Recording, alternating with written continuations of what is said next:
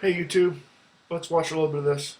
In a number of states today in Berkeley, California, thousands of high school students and teachers walked out of class. There were also marches in New York City, several hundred people in Columbus Circle, not all that far from Trump Tower. In Chicago, a huge crowd, possibly in the thousands, protested Possibly. in the street outside Trump's hotel. All right, well, so you get the picture. Civil unrest. That's what's going on. People are unhappy because Donald Trump won. And, that's really bad. But the thing about it is that what I don't see is the media taking any responsibility for this whatsoever. And they are the chief and primary component in Donald Trump's victory in every way. First of all, they let him troll them thousands of times and give him free publicity because they just are so reactionary. He predicted, because he's a master of the media, he predicted that they would wait for him to make another stumble or a gaffe. They figured he's stupid, so they're just going to show up at every speech and try to catch him saying something stupid or something they can make something out of. And so they just kept showing his speeches over and over. So that's one way that he played them completely. Another way that they're responsible is they, sold all these ads. So they have to take some responsibility for it. I didn't see too many ads because I don't live in a swing state and I don't have TV. I only get my TV through the internet. So but I know you guys out there in the swing states in particular just saw hundreds of millions of dollars in ads. We know this from both the candidates, from the parties, and from these super PACs. So what I've been seeing all day today is the media just make one excuse after another for everything. This particular article right here, I guess, this one. So the first one they start, they're saying that he's got all kind of legal problems. Trump does. Nothing about Hillary. See, right there, they're still not getting it. They think they control the narrative completely, so no one's going to say anything about, the obvious problems that Hillary should have legally. It's crazy. And here's one, trying to discredit his presidency already. That's fine. Let him go ahead and do that. But we really do need to get rid of the Electoral College. There's absolutely no need for it. I'll do another video on that, but there's no need for it. Everybody understands this inherently. Anyway, here's an article, 5 missteps that could have doomed the Clinton campaign. The one brazen misstep that they made was not understanding computer security, not using PGP encryption or anything on their emails, and wantonly discussing all their criminal activities and all their ne'er-do-well activities and all their immoral activities in the open, in the clear, with no encryption. That shows a complete lack of any type of regard for security and, being a modern person and understanding when you have a job like that, how important that type of stuff is. So they depended upon the media. The media completely colluded with them. This is all covered in the WikiLeaks, and we can go look that up.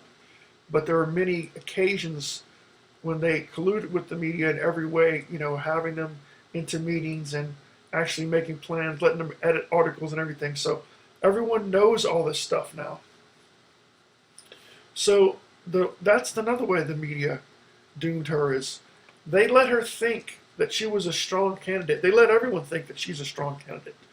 But actually they were helping her. So that is what happened there, is they let a weak candidate get through when the Democratic Party could have chosen a better candidate, more than likely. But not when they're in control of things. They manipulated everything.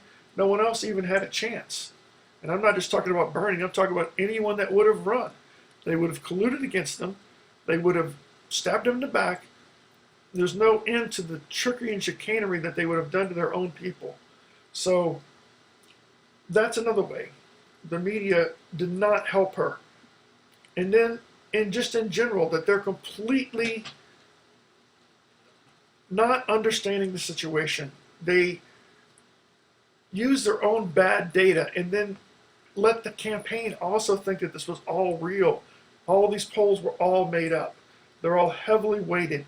This also was discussed in the WikiLeaks.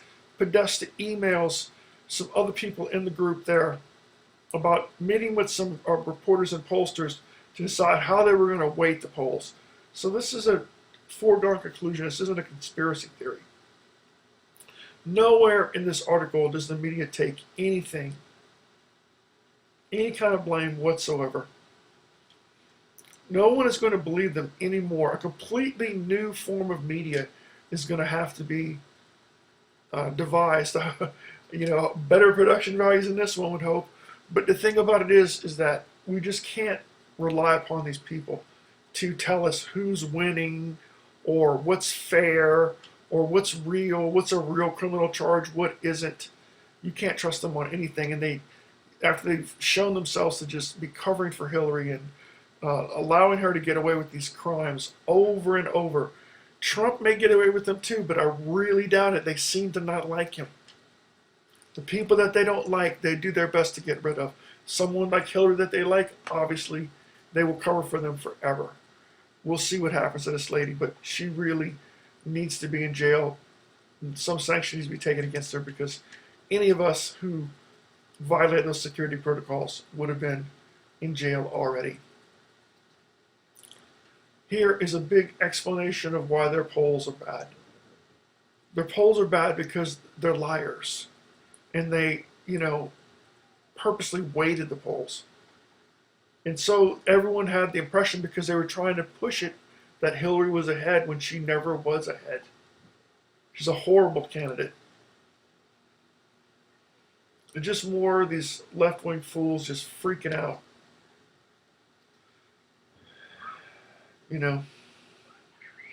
Rage and suspicion.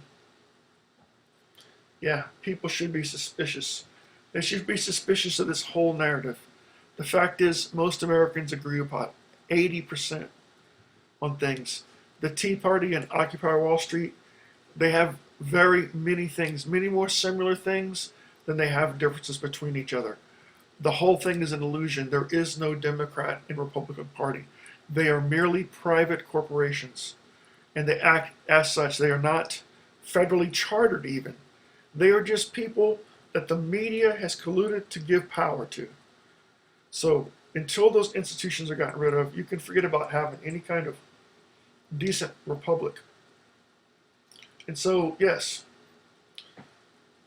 I recommend, by the way, that you read this article by Robert Hibbs in the Independent Institute. And he certainly is no Trump supporter, but he makes some good points about what Trump could do, and we must hope that he will do. But the only way he's going to do anything is if we hold his feet to the fire.